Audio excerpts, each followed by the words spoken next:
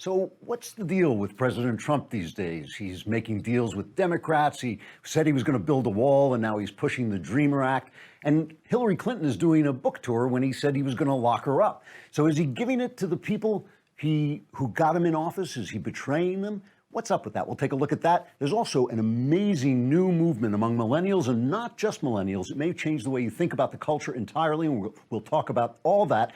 Plus the mailbag, so we'll solve all your problems. But first, the federal government, under the leadership of Donald Trump, has so far been doing a terrific job handling the natural disasters that have struck the South.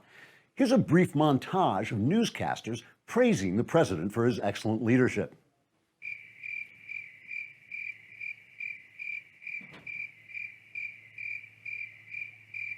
Okay, that was a little more brief than I was expecting, but there's more good news. The economy is starting to really boom, with the stock market skyrocketing, employment and income on the rise, poverty levels finally falling. So here's a montage of commentators discussing how the White House is making America great again.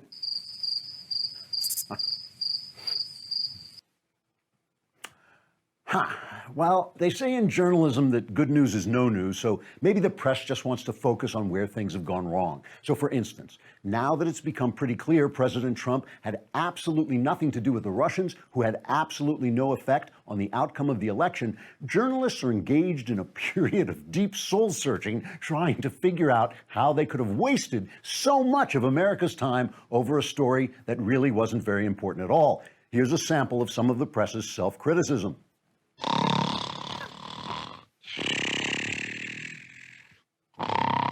All right, I'm joking. The American mainstream media is still the same corrupt, biased, hate-filled, corrupt, leftist, dishonest, corrupt, immoral, corrupt, biased, corrupt organ of misinformation it's been for the last 20 years or so.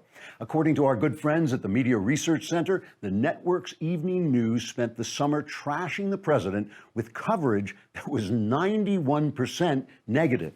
This is a grand total of 3% worse than the 89% negative coverage the networks were giving Trump before the summer. Network executives are launching a full investigation into what took them so long to squeeze out that extra 3% of hate and vitriol.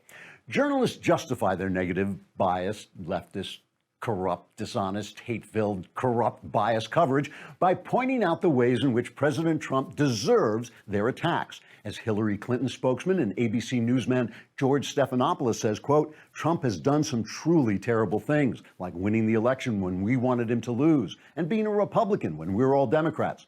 Also, he doesn't panic and knuckle under when we call him racist, which makes him an absolutely horrible person, unquote.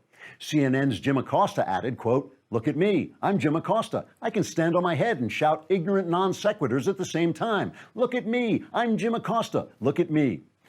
Under the relentless media attacks, President Trump's approval ratings have now risen to around 45%, whereas the media's approval rating has now sunk from shut up, you snake-hearted dirtbags, to kiss my butt, you lying pieces of garbage.